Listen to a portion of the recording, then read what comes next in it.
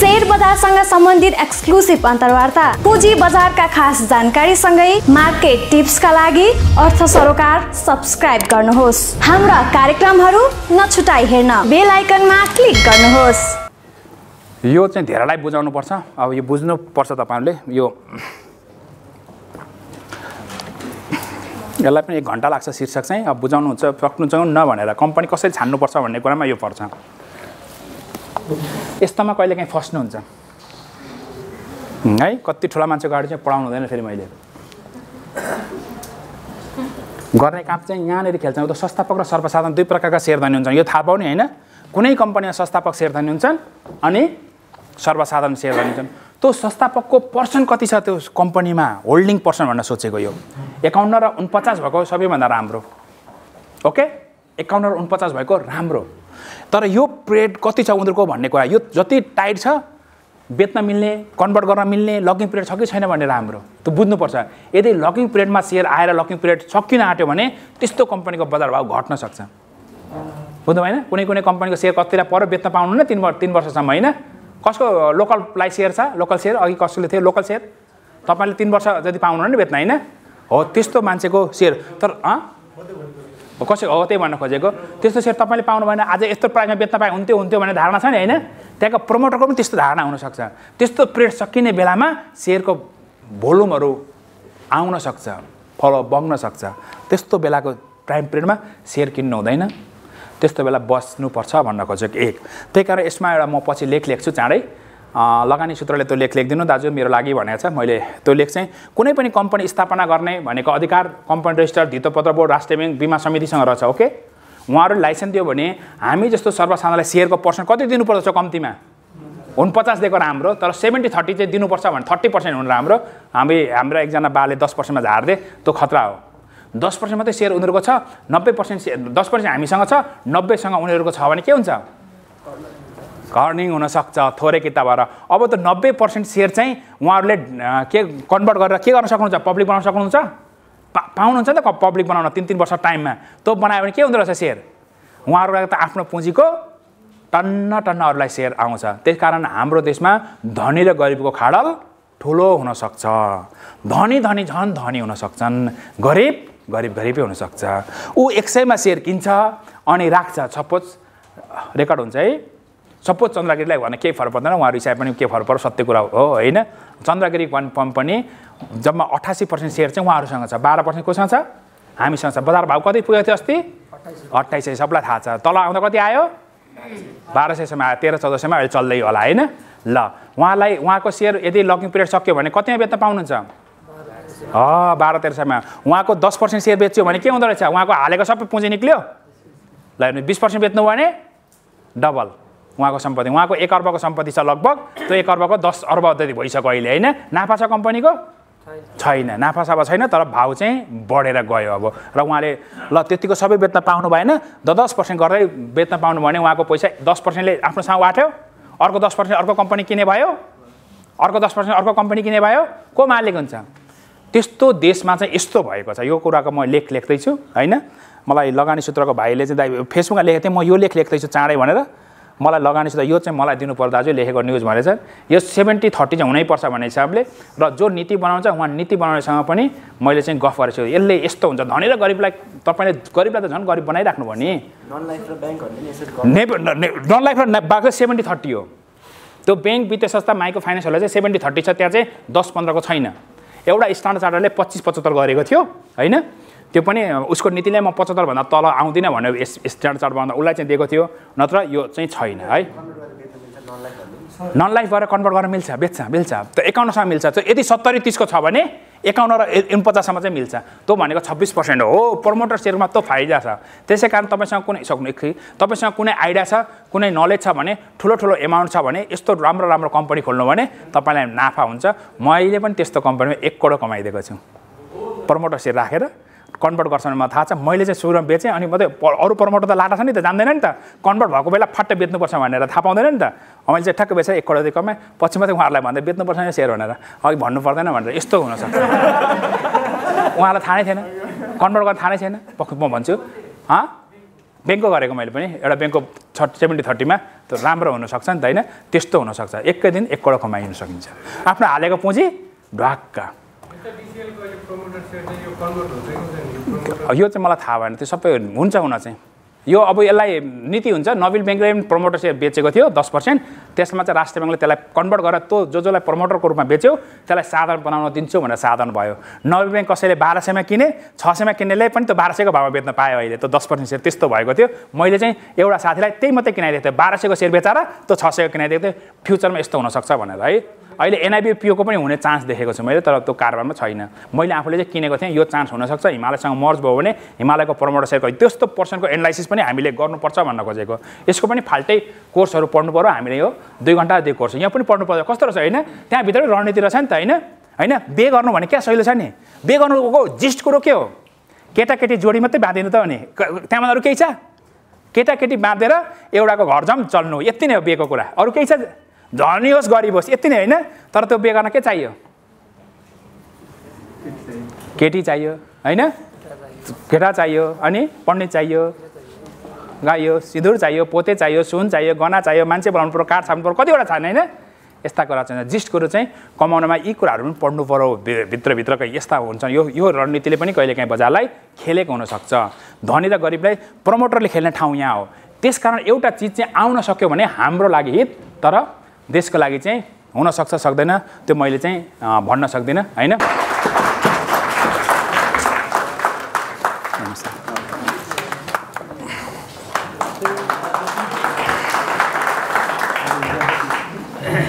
त्यस्तो कुरो पनि हात गर्नु पर्यो यो हामीले पछि एनालाइसिस गरेर तपाईहरुलाई चाहिँ भन्ने नै छौं है हामीमाझ आज दोस्रो दिन हो हामीले यो दोस्रो तथा अन्तिम दिन अर्थ सरकारको टिमबाट भएको यस ट्रेनिङ सेसनमा नेपालका भेटरन लगानीकर्ता डे 1 देखि सुरुवात हुनुभएका शेयर बजारलाई बादशाहको रूपमा चिनिने अनि तपाईहरुलाई आशीर्वाद दिनको लागि यहाँ पाल्नु भएका मेरा आदरणीय दाइ निर्मल प्रधानजीको हार्दिक स्वागत गर्दछु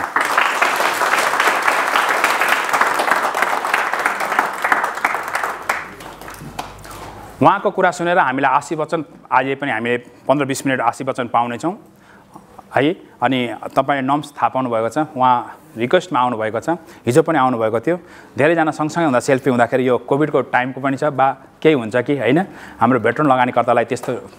सर्न सक्छ भन्ने हिसाबले तपाईले ग्रुपमा एउटा खिच्न सकिन्छ तर इन्डिभिजुअल अलिक अप्ठ्यारो हुन सक्छ त्यसमा चाहिँ तपाईले ध्यान दिनुहुन्छ जस्तो मलाई चाहिँ लागेको छ है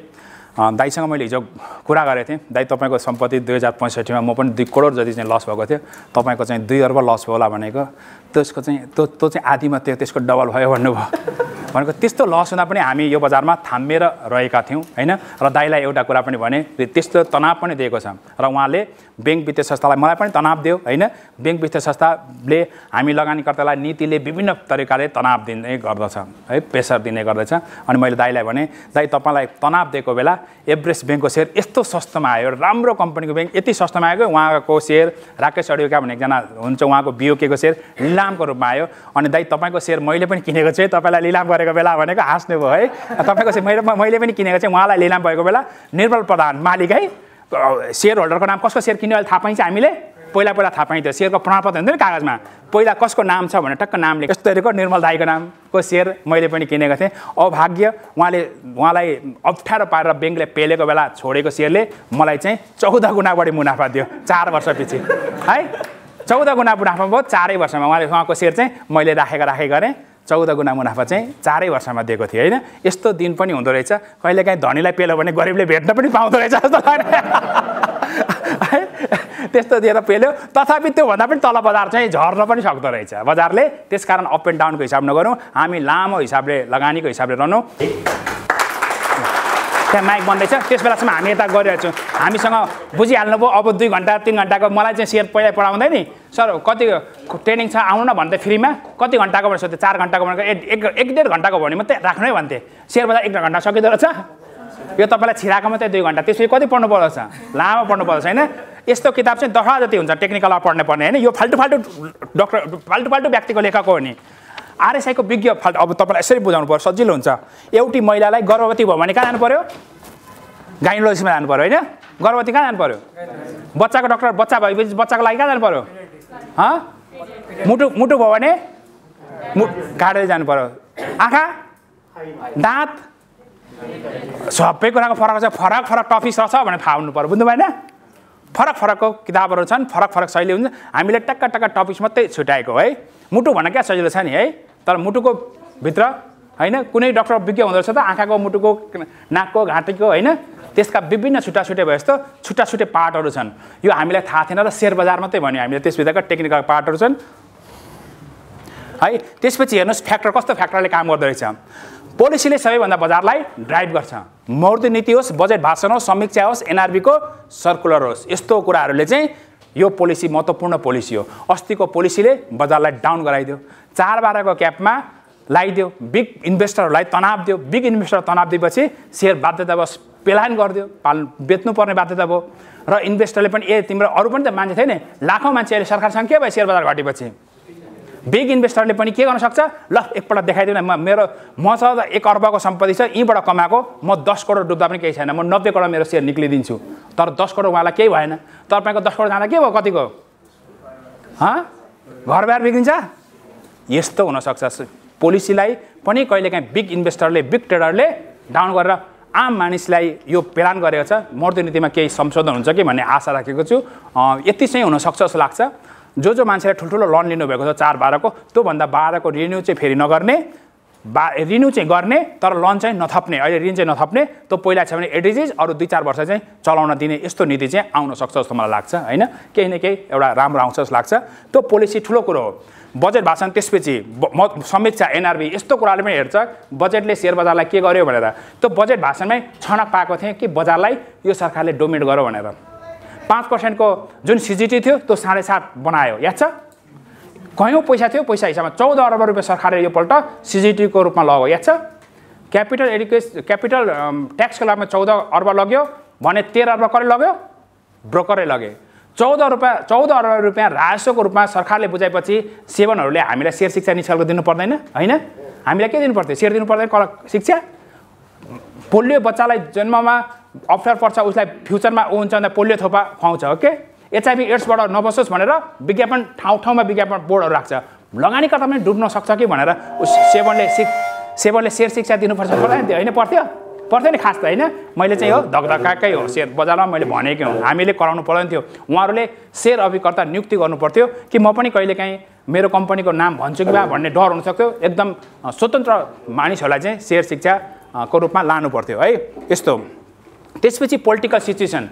हैन पोलिटिकल सिचुएसनले बजारलाई ड्राइभ गर्छ पोलिटिकल सिचुएसन खतरा चिज हो यो सिचुएसनले फरक पर्छ यस्तो एमसीसीको केसले देश द्वन्द्वमा गयो हैन जनयुद्ध भयो विभिन्न प्रकारको गृहयुद्ध भयो धार्मिक युद्ध भयो जातीय युद्ध भयो भने बजारलाई के गर्दो रहेछ डाउन गर्दछ बजारमा हामीले पढाइ फाइनेन्शियल रिपोर्ट राम्रो छ भनेर भयो त्यसले के गर्दछ यो एउटा फ्याक्टर हो यसले घटाउन सक्दो रहेछ ओके पोलिटिकल सिचुएसन राम्रो भयो शान्ति भयो भने के हुँदछ बजार बढ्दो रहेछ है पोलिटिकल सिचुएसन शान्ति भएपछि पनि बजार बढ्छ भन्ने अनुमान गर्दा शान्तिबाट आएको जनयुद्धबाट आएको सरकारको पार्टीको मानिसले बजारलाई डोमिनेट तरिकाले बोलिदियो सम्पूर्ण लगानीकर्तालाई बजार जुवा हो भनिदियो के भयो बजार एउटा ठुलो मान्छेले बोल्दा के हुँदो रहेछ त्यस्तो पनि पर्छ त्यही कारण थाहा पाउनु पर्यो है त्यसपछि साइकोलोजी अघिको थाहा पाउँ तपाईँको साइकोलोजीले मैले तास पत्ता लगाइदिएँ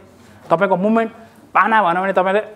हेर्ने होइन इटा अर्कै देखिन्छ नि होइन त्यस्तो हुनसक्छ तपाईँलाई मैले कागती भन्नु भने मुखमा पानी आउँछ नआउन सक्छ तर मैले कागती यहाँबाट टक्क झिकेँ यस्तो खेलाएँ यसलाई निचोरेँ अनि चटपटे खाएँ भन्यो भने पानी आउँछ मुखमा हेर्नु त यहाँ आउँदछ त नि इन्भेस्ट बिहेभियर हुन्छ अरूले कमायो भने पनि बजारमा मान्छे आउँदो रहेछ बजारमा अरूले घाटा लगायो भने फेरि भाग्दो पनि रहेछ होइन यो कुरो चाहिँ हामीले साइकोलोजी हामी पढ्नु पऱ्यो इन्भेस्टर बिहेभियर हाम्रो नेपाली इन्भेस्टरको कस्तो बिहेभियर छ भन्ने देखाउँछ हामी आत्तिने खालको छौँ अहिले यो पल्टको बुल बजारमा जुन प्रकारको करेक्सन लिन्थ्यो टेक्निकल हेर्ने भए 16 देखि 18 वा 22 सम्मको लिन्छ भन्ने अनुमान थियो त्योभन्दा 30% को डाउन आन्यो हाम्रो बिहेभियर चाहिँ बजार ढर्छ भन्दाखेरि सकेँ म भन्ने हिसाबले भागाभाग गर्नुहुन्थ्यो निर्मल दाई भागेको भए बजारबाट म भागेको भए के हुन्थ्यो आज म करोडपति हुन्थेँ तपाईँहरूले मलाई चिन्नुहुन्थ्यो चिन्नै हुन्थ्यो म करोडपति हुँदैन थिएँ बजारबाट म भागिनँ बजारलाई धैर्यतापूर्वक स्टडी गरेर सिकेर कहाँ गल्ती गर्ने भनेर थाहा पाएर पत्ता लगाइयो जसरी हामी कार कुदाउँछौँ बाइक कुदाउँछौँ हामी हेलमेट कसो लागिरहेको खास चाहिँ र पनि हामी कहिलेकाहीँ लाउँदैन ट्राफिक लाग्नु भन्दा उसले गाली गरे जस्तो लाग्छ हामीलाई होइन तर ट्राफिकले सम्झाएको तपाईँको लागि बनाएको नि त खास त होइन हामीले हाम्रो लागि भनेको हामीले पनि तपाईँलाई पढ्नुहोस् भनेर कसको लागि भनेको खास तपाईँहरूकै लागि भनेको नि त होइन यो पढ्नु पऱ्यो भनेर त्यस्तो कुरोको इन्भेस्टर बिहेभियर हाम्रो अलिकति चञ्चलै खालको छ चकचके खालको छ अलिकति सानो कुराले रियाक्ट गर्ने देखिन्छ सानो कुरालाई थाम्न नसकिने अनि पैसा हुनेसाथ अहिले बेच्ने भनेको हिजो त एकजना साथी हाँसे गर्दा उहाँलाई चाहिँ पैसा भयो भने अहिले किनिहाल्ने उहाँको चाहिँ मिलिहाल्यो अरे पैसा देख्नु हुँदैन खातामा किनिहाल्नु भन्ने खालको यस्तो हुने कहिलेकाहीँ धैर्यता पनि लिनु पऱ्यो पैसा छ भन्दैमा पनि इन्भेस्ट गर्नु भएन अघि बच्चाको केसमा थाहा पाइयो यो कुरो पनि बुझ्नु पऱ्यो ओल्ड मार्केट सिनेरियो संसारको मार्केट डाउन भयो संसारभरि वार भयो भने हाम्रो बजार चाहिँ बढ्न नसक्नु पनि सक्छ यो पनि थाहा पाउनु पऱ्यो ओके भारतीय बजार भारतमा पनि आर्थिक नीति डामाडोल भने हामीलाई चाहिँ भारतको अर्थनीतिले पनि प्रभाव पर्छ किनभने हाम्रो र उसको पैसाको हिसाब के छ एउटै छ बनाएको छ भन्न खोजेको सेम छ तर संसारसँग डलर उसँग तलमाथि हुँदा उसको पैसाले तलमाथि हुँदा हामी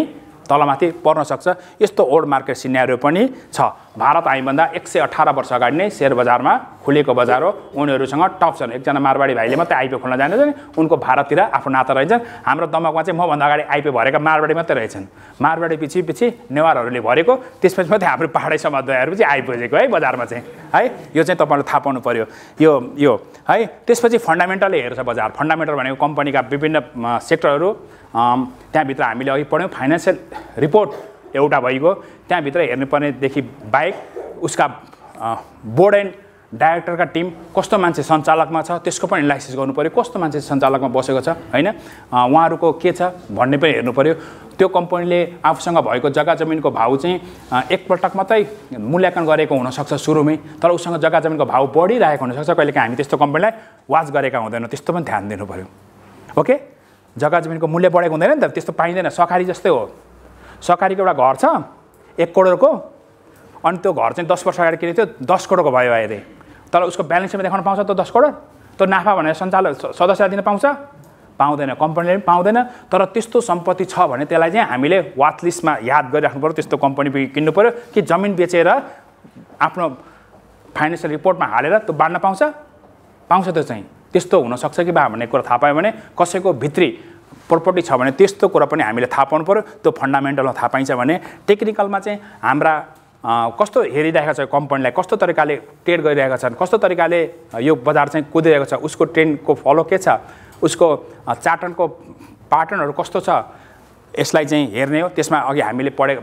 पढ्छौँ कुन कुराले हामी टेक्निकलमा हेर्छौँ ती कुराहरू चाहिँ पढ्नुपर्छ यो जिडिपी पनि तपाईँलाई बुझाउनुपर्छ जस्तो लाग्छ यो फ्याक्टरमा पत्रकारहरूले नेगेटिभ तरिकाले लेखिदिन्छन् कहिलेकाहीँ होइन मिडियाहरूले नेगेटिभ लेखिदिन्छन् अब हामीले अलिक सतर्क हुनुपर्छ हामी कस्तो भयौँ भने हाम्रो बजार चाहिँ मानिसहरू मात्रै बुलिस र बेरिस भएन अब इन्भेस्टर बुलिस र बेरिस बुल्ल बेरको झगडा हुन्छ नि एकपल्ट एउटा यो मान्छे चाहिँ बुलिस बढ्ने पर्छ भन्ने टाइपको छ यो मान्छे घट्नुपर्छ भन्ने टाइपको चाहिँ हुन्थ्यो लगानीकर्तामा बेरिस र बुलिस अब ब्रोकर पनि बुलिस र बेरिस छन् ओके त्यो ब्रोकरले सेयर किन्यो भने बजार बढ्न सक्छ त्यसले बेच्यो भने घट्न सक्छ भनेको बेरिस ब्रोकर अनि बुलिस ब्रोकर अब त्यति मात्रै भएर त्यसको मात्रै एनालाइसिस गर्नु भएन अब हामीले मिडियाको पनि एनालाइसिस गर्नु पर्यो मिडिया पनि त्यस्तो छन् कि एउटा मिडिया बुलिस छ एउटा मिडिया बेरिस हुनसक्छ ओके एउटै न्युजले यो बजार घट्छ लेख्न सक्छ एउटा कुनै पोर्टलमा भन्ने न्युज पोर्टलमा अर्कोले बजार बढ्न सक्छ भनेर लेखिन्छ दुईटामा एउटाको कुरा त मिलो कि बजार घट्छ कि बजार मिल्छ नि दुईटामा एउटा त होइन बजार कि घट्छ कि बजार मिल्छ हेर अनि हामी त्यस्तो मिडियालाई हिजो त्यसले सही मिलाएको थियो भन्छौँ फेरि अर्कोले सही यसले पनि मिलाउँदो रहेछ भन्छौँ यस्तो हिसाबले चाहिँ हामी याद गरेका हुन्छौँ होइन ती कुराहरू पनि हामीले हेर्नु पर्यो त्यहाँ यो जिडिपीमा चाहिँ कसरी संसारको सेयर बजार चाहिँ जिडिपीको 125% हुनसक्छ भनेर सम्झिनु पर्यो हाम्रो बजार अस्ति 100 सम्म पुगेको थियो ओके अब 100 मा हाम्रो यो गणना मिलेको छैन तपाईँलाई पछि फेरि म पढाउँछु कुनै बेला त्यसको पनि विषय पढाउँछु मार्केट क्यापिटलाइजेसन जुन हामी पढ्छौँ बजार पुँजीकरण प्रत्येक कम्पनीको सेयर जति किता छ त्यसको बजार भाउमा बेच्यो भने आज सबै किता आजको भाउमा दाम गरेर निक्ल्यो भने त्यसको बजार पुँजीकरण हो ओके त्यो कम्पनीको ओके नोबेल ब्याङ्कको आज 18 करोड किता छ 18 करोड इन्टु 1100 को भाउले जोड्यो भने जति पैसा आउँछ त्यसको बजार पुँजीकरण एनआइसी को 11.5 अर्बको पुँजी भनेको 11.5 अर्ब किता छ त्यसको आजको 811 करोड किता छ 11.5 करोड कितामा 800 ले गुणा गरेर त्यसको बजार पुँजीकरण एनसिसी ब्याङ्कको आज कति छ सेयर पुँजी 10 करोड 10 अर्ब 11 अर्ब एनसिसी को ब्याङ्कको छ 11 अर्ब इन्टु उसको प्राइस जति छ आज 300 त्यो गऱ्यो भने उसको बजार पुँजीकरण यस्तो सबै जोड्यो भने के हुँदो रहेछ मार्केटको इन्डेक्स होइन बजार पुँजीकरण त्यो हुन्छ भन्न खोजेको त्यो हो त्यो मार्केट क्यापिटलाइजेसन त्यो हुन्छ त्यो जोडेर त्यो चाहिँ हाम्रो जिडिपी बराबर भयो भनिदिन सक्छ तर त्यहाँ प्रमोटर र पब्लिकको भाउ बेग्ला बेग्लै छ याद छ नि तपाईँलाई पब्लिक र प्रमोटरको भाउ जोडेको हुन्छ त्यहाँ जोडिँदैन प्राइम ब्याङ्कको प्रमोटरको भाउ 250 छ प्राइम ब्याङ्कको उको भाउ चाहिँ 350 होला 100 रुपियाँ घटी छ नि त होइन तर किताले चाहिँ त्यो 350 ले जोडेको हुन्छ र त्यो मिलेको हुँदैन त्यस्तो हिसाबले हाम्रो 40 अर्ब भने तापनि 40 खर्ब भने तापनि त्यो बजार चाहिँ 30 खर्ब जतिको मात्रै हुन्छ त्यसकारण यो जिडिपी पनि बुझ्नु पर्यो हाम्रो जिडिपीमा 2-4 वटा गणना मिलेको छैन त्यो बजार पुँजीकरण नमिलेको हुनाले यसलाई 125 सम्म भएको छ संसारमा हेर्ने भने यो एनालाइसिस गर्दा एउटा पत्रकारले चाहिँ यो बराबर भयो अब बजार घट्छ लेखिदिरहेको थियो क्या यो बजार र यो बजार मिलेको छैन भन्न खोजेको बुझ्नु भएन त्यो कुनै बेला चाहिँ मिल्न सक्छ हाम्रो इन्डेक्सहरू सबै मिलेको छैन सेन्टर इन्डेक्स मिलेको छैन फ्लोटिङ इन्डेक्सहरू मिलेको छैन त्यो सिस्टमेटिक रूपमा जुन तरिकाले संसार चलेको थियो त्यो तरिकाको चाहिँ छैन त्यसकारण त्यसको एनालाइसिस गरेर हाम्रो किनबेच पनि हुँदैन भारतमा चाहिँ हुन्छ होइन त्यो अप्सन मार्केट हो यो हामी चाहिँ इक्विटी मार्केटको रूपमा यो तपाईँले नेपाल स्टक एक्सचेन्जको नाम काठमाडौँ स्टक एक्सचेन्ज राख्नु पर्थ्यो भन्न खोजेको मात्रै हो यो कारण चाहिँ के हो भने यो काठमाडौँ भेल्ली बन्द भएको दिन चाहिँ यो बजार बन्द हुन्छ यो तपाईँलाई चाहिँ सुनाउनै परेन तर भेल्ली बाहिर चाहिँ सुनाउनु पर्छ मैले होइन भेल्ली बाहिर चाहिँ ट्रेनिङ हुँदाखेरि कहिलेकाहीँ काठमाडौँको गाई जात्रा घोडे जात्रा अर्को के पर्वमा बिदा हुन्छ तिन चारवटा पर्व चाहिँ भेल्ली बिदा हुन्छ त्यो बिदामा चाहिँ सेयर हुँदैनन् अनि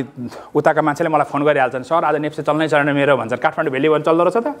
काठमाडौँ भेल्ली बन्द भएको दिन चाहिँ यो नेप्से बन्द हुन्छ है नेप्सेको साइट भनेको सरकारी साइट हो भनेर सम्झनु पऱ्यो नेप्से धितोपत्रबढी सबै सरकारी हुन् है राष्ट्रिय ब्याङ्क सबै सरकारी हुन् अब अर्थ सरोकार शेयर संसार मेरो लगानी चाहिँ के हुन् प्राइभेट हुन् त्यहाँको म साइटहरू पनि दिन्छु कुन साइट सरकारी साइट हो कुन हामी ऊ हुन् भनेर यो त्यहाँ हेर्ने त्यसमा एउटा कुरा थपिदिएको छ कुन कम्पनीको कति पर्सेन्टेज छ अब त्यो हामी पछि पढ्छौँ फेरि त्यसको संरचना पुँजीको संरचनाको बनेको हेर्छौँ है त्यो कुरा पनि हामी याद गर्छौँ यो काठमाडौँ बाहिरलाई पढाउनु पर्दछ अनि तपाईँलाई पनि पढाउनु पर्छ म्युचुअल फन्ड पनि किन्दाखेरि जुन हामी टिएमएस छ टिएमएसको इन्स्ट्रक्सनमा इक्यू छ इक्यू पछि एउटा केही छ अनि एमएफ छ इक्यू आयो भने चाहिँ इक्विटी सेयर किन्न पाइन्छ एमएफ भन्यो भने म्युचुअल फन्ड किन्न पाइन्छ अनि त्यो चाहिँ यो टिएमएस चाहिँ भारतीय तरिकाले बनेको छ भारतमा अरू पनि सेयर कारोबार गर्छन् ती 7 वटामा हाम्रोमा त्यस्तो छैनन् अर्को एनसिडी भनेको नन कन्ट्रोलिङ डिबेन्चर होला त्यो होइन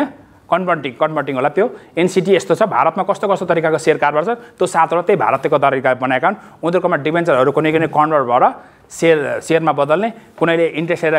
किता बदल्ने त्यसको पर्सेन्टेजको कारोबार गर्ने भएकोले त्यो बनेको त्यो आवश्यक छैन हामीले यो इक्यू एमएफ र एउटा चाहिँ एनसिडी भन्ने चाहिँ काम लाग्छ त्यो डिबेन्चर बेच्नु पर्यो भने ती जानुपर्छ डिबेन्चर पनि बिक्री हुन्छ त्यो लिस्टिङ भयो भने है त्यो थाहा पाउनु भयो यति थाहा पाउनु भयो म्युचुअल फन्ड किन्न पनि ब्रोकरलाई भन्नु पर्दैन त्यहाँ गएर मिल्छ है प्रमोटर सेयर चाहिँ मिल्दैन किन्न है प्रमोटर सेयर ब्रोकरलाई भन्नैपर्छ किनबेच गर्नु पर्यो भने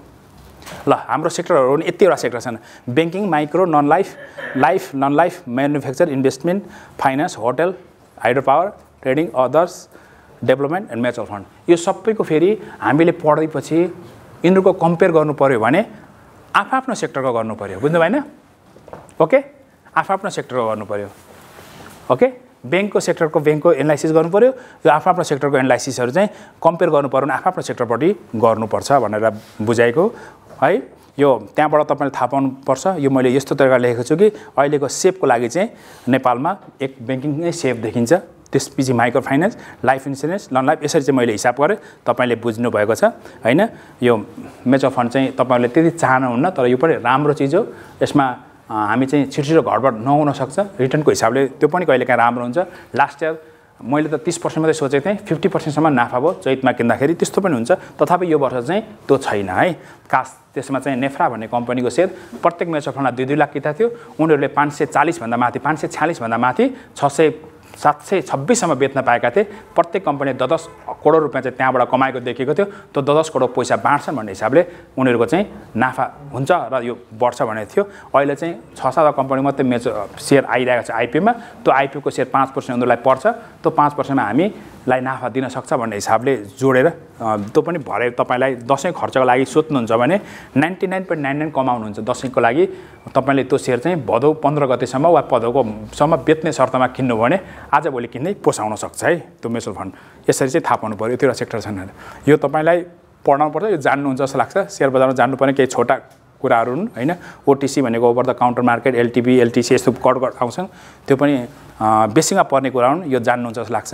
यो बिगिनर गाइडमा पनि यो तपाईँले APO, DP card, EPS, IPO भनेको के हो भनेर हैन, आस्वा भनेको यो जान्नुहुन्छ। पिन भनेको थाहा छ नि, पिन राम त पिन नम्बर खोइ हैन, त पर्सनल आइडेन्टिफिकेसन नम्बर हो क्या, त्यसको सर्टकट हो नि, हामी पिन भन्दा बुझिहाल्छौँ हैन। त्यस्तो कुरा चाहिँ थाहा पाउनुपर्छ। त्यही कारण हामीले पढाउँदा चाहिँ अलिक पढाउनु पऱ्यो। तपाईँहरूले चाहिँ आँप खाने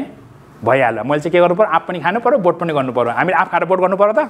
मान्छे सेयर बजारमा आँप खाएर बोट गर्ने हुन्छ। फाइनेन्सियल रिपोर्ट पढ्दा हामीले फन्डामेन्टलको रूपमा पढाउँदा चाहिँ हामीले तपाईँलाई आँप खानलाई बोट पनि गर्न सिकाउँछौँ है। हस्, हामीसँग यस टेक्सास कलेजका प्रिन्सिपल पेशास पोखरेल हुनुहुन्छ, उहाँलाई कार्यक्रममा स्वागत गर्न चाहन्छु। र टेक्सास कलेजमा जुन कार्यक्रम भइरहेको छ, जुन शिक्षा तालिम भइरहेको छ,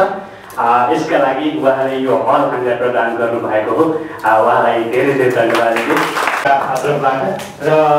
हाम्रो यो कार्यक्रम आयोजना गर्न महत्त्वपूर्ण भूमिका निर्वाह गर्नुभएकोमा प्रभु क्यापिटल हाम्रो सानो मायाको चिनो छ। यो मायाको चिनो प्रदान गरिदिनु हुनका लागि म आजका ट्रेनर सुभाष चन्द्र भट्टराईजीलाई अनुरोध गर्छु, कृपया कृष्ण सरले यो मायाको चिनो लिइदिनु होला।